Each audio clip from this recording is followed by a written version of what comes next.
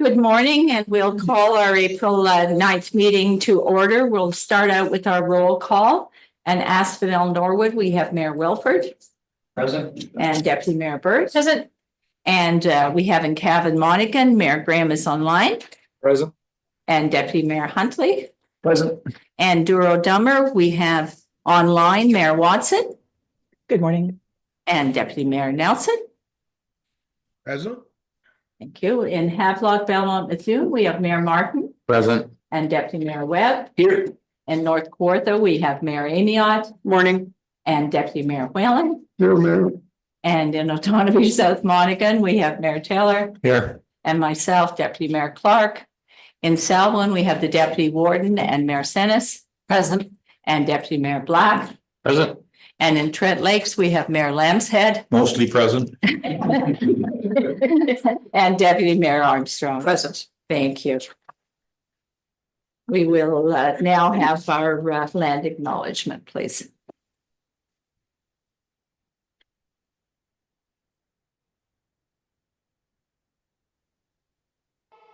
With deep respect, we acknowledge the lands and interconnected waterways that bind us together, the foundation for all life. These lands serve as a keeper of history and stories and are a source of inspiration. In recognizing this, we embrace that all living things possess an important energy and purpose. We extend the utmost gratitude to the original peoples who have been caretakers of these lands and waters of this region from time immemorial, and to this day who continue this commitment. Peterborough County's dedication to reconciliation remains steadfast. In this spirit, we are committed to nurturing meaningful partnerships and connections that contribute to an environment of prosperity and well-being for all generations to come. This acknowledgement is made on the Treaty 20 land and the territory of the Mississauga Anishinaabe, and within the traditional lands of the Mississauga and Chippewa nations, collectively known as the Williams Treaty First Nations. Further, our gratitude is extended to the nations of Alderville, Beausoleil, Curve Lake, Georgina Island, Hiawatha, Rama, and Scugog Island. Thank you. I would like to take this time to ask for a moment of silence in memory of Lori Ritchie, who passed away on March 23rd, one of our county employees. Lori was our healthcare advancement coordinator, and she joined the county in 2023 after a long and extensive career in our community. Her years of dedication and trying to improve healthcare access for each and everyone left a lasting and positive memory. So her passion for serving others and improving healthcare will not go unnoticed. And I'd like to ask for a moment of silence in her memory, please.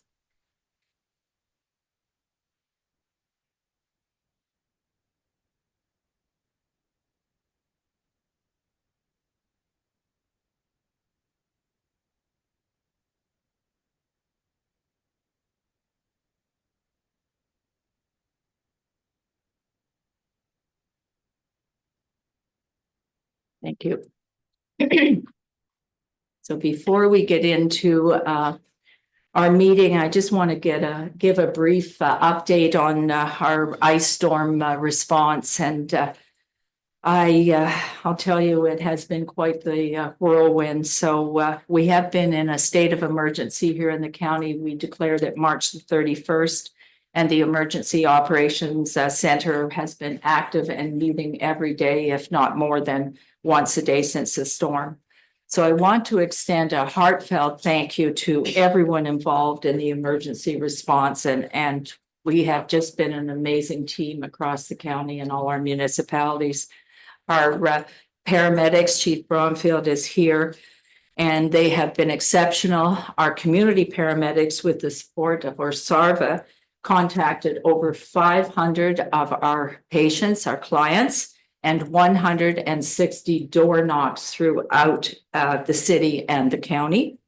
Our Public Works Department, who have worked long and hard and extended hours. We take a look at all our sites. We're allowing 24/7 brush to be brought, and they're pushing back huge piles of brush for the public. Our county staff, which each and everyone has been on the front line and working day after day without a break. The townships, the team that comes together, the meetings I've observed, they've worked so well together. Our First Nations, the city, we had EMO, the Emergency Management of Ontario, at our table. They were a great help. Hydro One, our MPs and MPPs, calls from the Premier and many of the ministers who not only called, but also were here, boots on the ground. So we thank all of them, our police and fire departments who sat at that emergency table each and every day with input, and our partner agencies such as Community Futures that worked with our economic development. Rhonda is here to supply outreach to our businesses. And I just want to stress to go to ptbocounty.ca and storm updates, because those are done by our comms team each and every day to keep people abreast. And thank you for that, Tracy.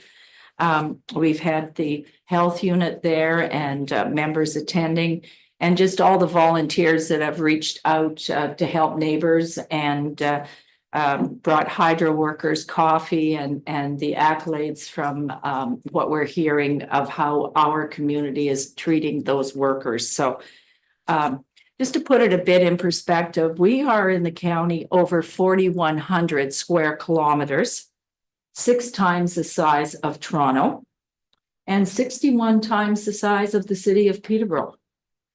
So it's hard to grasp the extent of that destruction until you see it firsthand, and you know, in visually seeing that from every angle, it's breathtaking in all the wrong reasons, So my message to the residents is that we are here with you.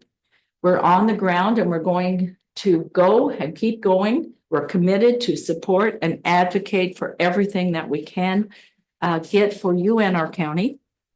The latest information on flooding, emergency financial release, brush and food waste drop off and other storm related is available, I said, on our website.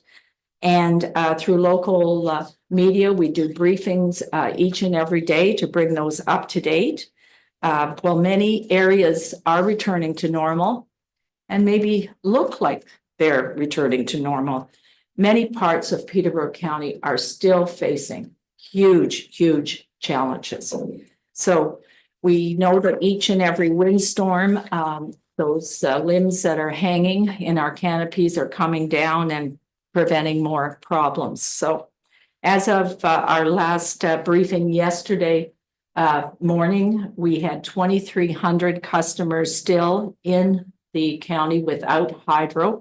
Now that is down from 40,000 is what we started with. So we're very grateful for that, but the state of emergency still remains in effect until we can address those 2,300 customers. So I just want to shout out to the hydro crews. We have more than 900 boots on the ground helping us here. They've come from province-wide throughout our neighbors, Quebec, New Brunswick, Saskatchewan, Manitoba, all here to help us in bringing hydro poles. There has been close to 1,000 hydro poles that needed to be replaced in the county, which is a huge. So I just want to say how grateful we are. When you see a Hydro One truck, it just makes me very pleased and very happy. And knowing that those individuals are putting in 16-hour days, we want to shout out and say how grateful we are to them. To our residents and businesses, I encourage you to follow all the safety protocols, the use of generators, approaching power lines, certainly our fire safety and along our shorelines, because we know that we are in contact with all the conservation authorities And we are watching that very closely. This colder weather certainly benefits us and slows that meltdown. So your patience and your perseverance and your kindness towards one another hasn't gone unnoticed here in the county. That's, we'll weather the storm, but that's who we are here. And I thank you for being who you are in our county. That's why we are so special and what makes us the best. So thank you. All right. Adoption of agenda. I'm going to ask for amendment to the agenda, and that's to remove report 9A to our April the 23rd meeting. We have had a lot of questions regarding the report. And due to those questions, I want to make sure that we have a wholesome conversation around this. And most of the staff here will be attending that press conference, and I don't want to cut or leave halfway through that discussion. So I would ask you for that support if we could move it to. Thank you, Councillor Webb, and second by Councillor Amiot. All in favor? Thank you. Does any council member have a disclosure of pecuniary interest? And I see none. So the minutes of our March the 9th meeting are in your package. Could I have a motion to receive those, please? I'll look on screen, try to get, thank you, Councillor Nelson, and second by Councillor Graham. All in favor? Thank you. Consent items, none have been requested. Yes, Councillor Whelan, would you like to pull them? Yes, the resolutions in under the correspondence, you're doing correspondence together with the Yes. last time you didn't do it that way, but I don't want to miss We'd it. like to shake it up a bit. We'll do them both. Is it correspondence? You do the whole thing. Boy, you're easy to get along with today. Huh? Write that down. There's a lot of resolutions in here to tell the federal and provincial governments that we agree with the Canadian first policy and or source from other places if we can't get Canadian. And I think we should either back 3 or 4 of these or do one ourselves because it's right in our policy and we should let them know that we're behind them. Okay, so should we have Councillor Whelan make a motion that we ask staff to bring that forward, that we have our own motion as well as supporting these? Is that? I think we should put our own in. Yes. But it sure wouldn't hurt to support these because they're all basically the same. And there's one that I read that I didn't like the wording. So maybe we're better just to put a motion to put our own motion or our own So Councillor letter Whelan, forward. yeah, is making the motion that we ask staff to bring forward at our next meeting. Certainly in reference to buying.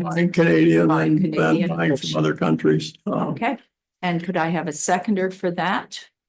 And Councillor Huntley. All in favor? Okay.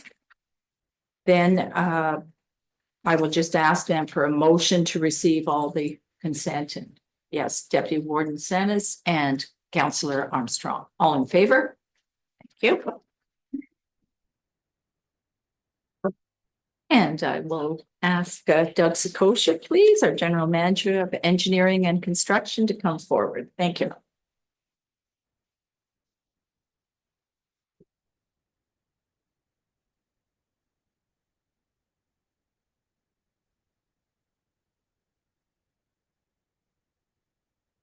Awesome. Thank you. And through you, Warden, I'm pleased to be here today and the staff report in front of council is in relation to our road safety audit following the new Good Roads or Ontario Good Roads Association guidelines. So really want to start with, next slide, please. Really understanding what is a road safety audit. And really one of the key takeaways you'll see on the screen in bold, just read that for you, is the primary objective of the road safety audit is really to reduce collisions and enhance public safety. So really that's the main focus of our road safety audit. So they're really intended to reduce risk exposure for all road users So not just vehicles, we're looking at all types of road users while we're out there. We want to reduce the likelihood of a crash occurrence itself. So you're not just focusing on what's happened, you want to reduce it in the future as well. We're looking to reduce the severity of a crash. Understand there still may be some. We want those more serious or fatal crashes. We want to reduce those and focus on improvements to those. And lastly, really you want to focus on the need for that remedial work. So you're trying to say at the same time, how can we reduce costs in the long term for Peterborough County? Next slide, please. So for this, the road safety audit, just pointing at the audit scope of the location, we had County Road 507 in the municipality of Trent Lakes. And it really focused on the intersection of County Road 36 northerly to Mississauga Dam Road. And then we also identified a small area just to the north of that as well around the Cavendish Community Center, where we thought that, there was really a need for some enhanced safety while we were in that location. So we included that in our road safety audit report. Next slide, please. So just quickly, I just wanted to give some recognition to the audit team members. So in-house, we had Kyle Darling, he's a supervisor of design. We have Emma Hartog, she was our road safety lead, put a lot of work into preparing the report in front of council today, as well as actually Graham Pickett. So he's with the city of Peterborough, and he volunteered his services to participate actually as well on our road safety audit team. So on top of that team, we also compiled a technical advisory committee, and really what we wanted there is some of those professionals that are on the day-to-day on that road. They have a different perspective that potential engineering staff might have. So we really wanted to see all those different perspectives and understand what might be going on in the road. Because it's beyond really just a guideline or an engineering review. We want to really understand why we're having so many fatal accidents on this road. And one thing I do want to note, the location that we picked, and it is identified in the report, that this is the highest rate of fatalities on a county road. So we take the amount of fatalities that went, we divide it by the number of cars on that road, and that gives you that rate. And this location in Peterborough County is the #1 location. So really, that's why we did pick this location and focus on it with the Technical Advisory Committee. So I just want to say thanks. We had staff from the township. We had, as well as we had County Councillor Mayor Lambshead participate on that TAC. We had paramedics, PCCP staff, OPP, external partners. So that included some active transportation user groups, as well as a community member sit on that Technical Advisory Committee. And that really included one training session on really what a road safety audit is and understand what to look for and what to do, as well as we did have to meet in the field and actually do a field visit of the site. So we walked this road to really gain that perspective from those different users of what's going on. And then the road safety audit team compiled all that information in the report before council in the appendice. Next slide. Thank you. So what are some of the key audit findings? So just trying to summarize that lengthy report before council, really identifying the deteriorated road surface. That's the picture on the left. As you can see, it's an older road in desperate need of a road rehab. There were some visibility obstructions. So that's some brushing at intersections, some overgrowth of trees, stuff like that. At the time was causing some concerns. Definitely there was speeding concerns. So we did collect some data through our mobile radar speed sign to understand what the speeding was and really understand, was there a speeding concern on this road? And it was identified that there was. Some intersection enhancement needs. So again, going on that road, we would drive all those intersections, the side roads, you would pull up, you would realize there's not a platform currently. You couldn't see properly. Maybe you're spinning your wheels. We noticed some conflicts with snowmobile crossings as well in the area. So again, things beyond our typical engineering review that we noted. Roadside hazards, as you can imagine, there's definitely some rock outcrops in the area, steep embankments, things like that were currently unprotected that we identified could be a future hazard if left unprotected. The Legacy 3 cable guide rail is actually what you see in the picture at the top of the screen. So that's actually no longer a standard in Ontario. So obviously previously it was and it was permitted. That's actually been removed as a current standard. So it's fine to be in there as a legacy, but when you're rehabilitating a road, you would want to upgrade that with the steel beam guardrail. That's that W channel you'll see, and that provides proper protection. A legacy system like that, actually, if you were to engage or hit that, it would actually deflect over 3 meters, meaning you would go 3 meters beyond that. And so if that's close to the hazard, you're actually going to still end up in the hazard, causing a serious injury. And then lastly, identified as a key finding was there's unpaved shoulders. So for any active transportation users or even to pull off the road, those safety features aren't there today. It's currently a gravel shoulder. Next slide, please. So some of the key recommendations, and again, this is in the report. We're just pulling out maybe some of the key ones, but there is a lot of recommendations you'll see in the appendix or in the report itself. And so we're identifying road rehabilitation is obviously one of the key fixes. And so we'll look at some of those sharp curves, some of the super elevation on that road. That'll all be corrected through that road rehabilitation in 2027. We do want to increase the use of our small hot mix asphalt program. That's through our operating account. And really what we found on that road is there's a couple key locations that you may not know if you drove it once, but if you drove it multiple times, especially in the rain, you would either hydroplane or it would actually, you'd hit it and it would start, it basically vibrate, bounce out, and your back in your vehicle would start kicking out on a curve. And so those are some areas where we want to use our operating account to correct that in the interim to really improve safety for the short term. Brush along, removal along the entire roadway. Obviously, we've identified, that currently identified, that timeline may change with obviously the recent events, but it's something long term we do want to look at along that corridor. The use of our speed reduction education campaign. So this will be a partnership with, say, the OTPP to really identify the importance of speeding on this roadway. We'll use our mobile radar speed sign program. So that's on a trailer we would put out there that'll say your speed is. And then in partnership with our own communications department, develop a campaign that really highlights the safety and the importance of slowing down on this roadway. And then the last couple we have there is just a paving marking review. So again, looking at some of those the passing zones along there, some of those may not be appropriate. They may have been, again, years ago under different standards, but when reviewing that, we recognize that some of those may be deficient. So to be corrected this year through our operating account. And lastly, some of those intersections I noted, whether they need illumination, depending on visibility or not. So we would, engineer staff before the design would look at some illumination assessments. And if any were warranted, then incorporate that into the project as well. So some key next steps. We're here today, obviously, to report to council, looking for obviously a resolution to adopt the report as it is.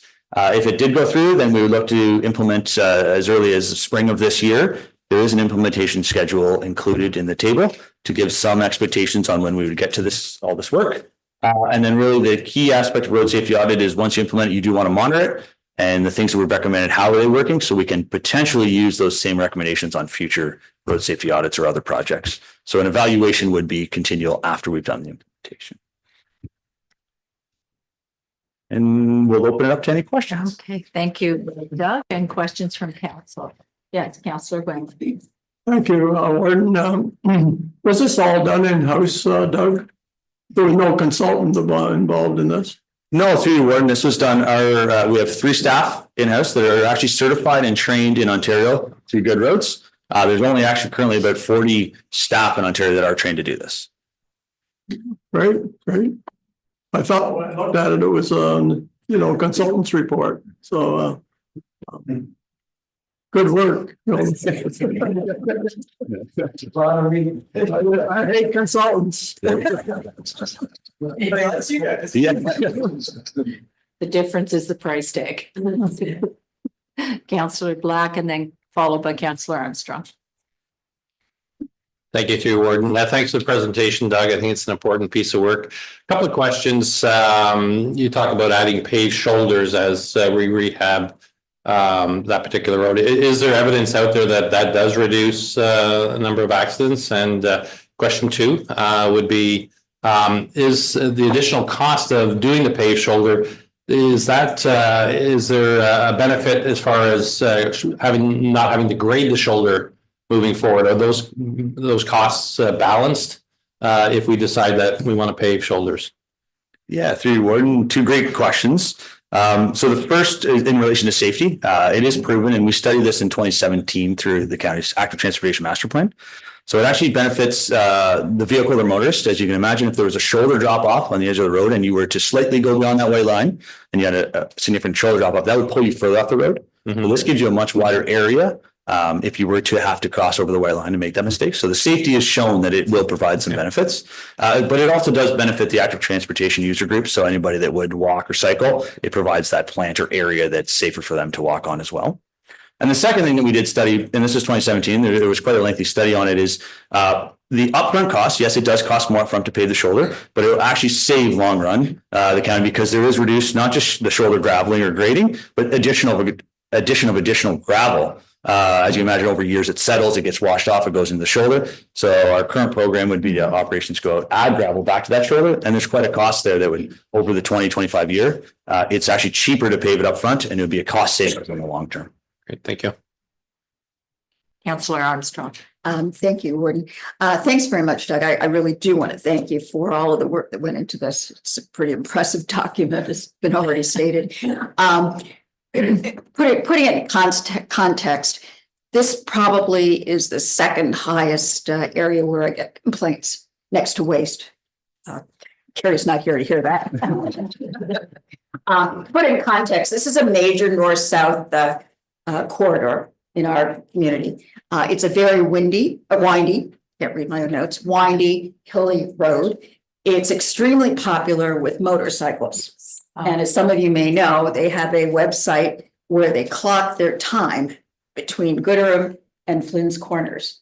And average speeds are up to 200 miles an hour. And it's just insane. And many of the accidents, if you read the report, have motorcycles associated with them. So this is clearly a concern. A lot of residents will not go out on the weekends. They will not get in their cars because the motorcyclists are out and they're afraid of it. So that kind of puts it in context for you. I really didn't have much else to say other than I've been very frustrated that it's been taking a long time to get some action on this. The police have been focused on this for a while, but it's very difficult to patrol it because as soon as there's a car or an officer, it's all over social media and everybody disappears. They have tried to infiltrate some of the websites and Facebook pages, but that tends to affect us over time. So it's one of these conundrums that has been very difficult to deal with. So I know that I want to acknowledge the work and I look forward to, I see in the implementation plan, many of these things are for this year next, which is incredibly impressive. We wouldn't get that in a consultant report.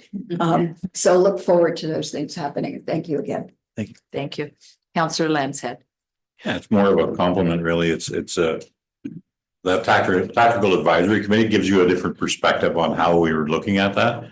And they've already started clearing brush for the first couple of kilometers. So the visibility is a major concern. If you can't see a car coming around the corner, you don't think to avoid it. So I think that some steps are already being taken to make that road a bit more safe. And in the future, it certainly will be better. So thank you very much for that whole tactical advice and all the representation from county. It was great to see that.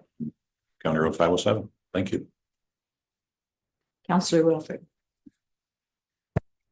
It was through you, Warden. As Councillor Armstrong has said, speeds up to 200 kilometers. Maybe the county ought to start looking at the speed cameras that we get tickets off of, and we'll take the revenue from that if these motorcycles want to drive at that speed and kill somebody. Would be a nice revenue stream as well. But anyway, thank you very much for that report, and it was very, very thorough. And Councillor Armstrong's point to getting some of this mitigation started this year is wonderful. So I'll look to Councillor Lambshead, who was part of this and input to make the motion, and seconder Councillor Wilford. All in favor? Thank you. All right, and the intersection, I know this is of immense interest to one of our municipalities on County Road 40, so I'll ask you to continue.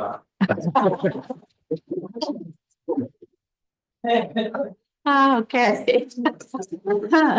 Thank you. Through Warden, I will be quick with the report. Just a few key highlights I do want to state to County Council. So obviously the reports in relation to County Road 40 at Ridge Street. Just want to note, really highlight the intersection is approximately only 60 meters north of Highway 7. So it is within that MTO corridor control area. And so really when staff were directed to go back and look at alternatives, one of our first steps, and we did have a meeting on March 18th, was with the MTO to really understand their stance on this, where they would be. And I do think myself and our director were in that meeting, and it was really a good conversation with staff. I would say there was a quick meeting they come with, and they really did provide some clear answers to us, I would say. And so one of the things that I just want to highlight is because of the proximity, they clearly stated that there would be no value in completing a traffic study by an insurance consultant. That's in the neighborhood of $7,000 to $10,000. They are just taking the stance. It's too close to their intersection. They would not support or permit an always stop at that intersection. Just quite simply, if it was closer to the 250 meters, which is the requirement, in Ontario OTM book 11, or it'd be book, 11. Then they said maybe, if it's 220, that's something they could justify. 60 meters is too close and it'd be problematic for the intersection. That being said, on top of that, it wasn't just a no, which you maybe would have thought. They really listened and understood what was going on. They thought, yes, there is a problem here. They heard us out. And really, hopefully it was identified in the report clearly, but they actually took action 2 days later. So on March 20th, they went out and they adjusted the signal timing. So they heard us out. They did some data collection and they went out 2 days later and adjusted that timing to say, hey, in the short term, we can at least mitigate that. And they provided additional green time for southbound traffic on County Road 40, saying, hey, we want to alleviate that queue as much as we can. And on top of that, they actually said, let's continue to monitor that intersection. And there could still be some additional improvements. So if we are still seeing problems during the peak hours, which we recognize might be more in the summer, maybe on weekends, it's something they could look at. Right now, it's currently a fixed timing, meaning the timing plan today is the same as on a weekend, on a Friday, during the day. It's something that they committed to looking at potentially a time of day plan where, in the summer, if it's a Friday or a Sunday during peak hours, they would look at that, and that would be a different timing than you would have maybe Monday to Thursday. So they were very understanding, committed to that. And hopefully that's what we captured in the staff report there with you. Really, that's the recommendation we're saying is alternative 2 and 3 is to continue to monitor that intersection to see what further might be needed, if anything, as well as there's some signage we feel like we could put up to further mitigate, basically saying do not block that intersection or entrance. So really that's the recommendation from staff to council today. Questions? Councillor Wilford. We thank the county through you, Warden, for your efforts, Doug. Put the signs up that say do not block the intersection if you can. That's a start. Small steps, I guess. After the end of this summer, I'm sure the MTO will have more reports from that area with the lights. I can say that they did paint lines from the south of 45 going north, which has helped the traffic on the south part of the intersection there tremendously. And the lights have been better working there, but it's still the traffic that's going north, not necessarily all the traffic that's coming south that has to turn. And if you can stop them from blocking the intersection by signs, by all means, go ahead. Councillor Whalen. Just want Laurie and Pat to know that we'll buy you a stop sign and send it down to. Thank you. Probably would turn a blind eye and not see that. It would be there for a long time. Councillor Taylor.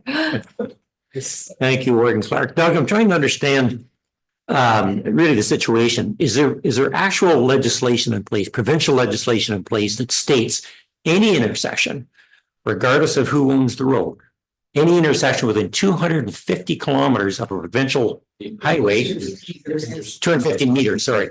What did I say, kilometers? 250 meters. Within 250 meters of provincial highway, the province has control over what happens with that intersection?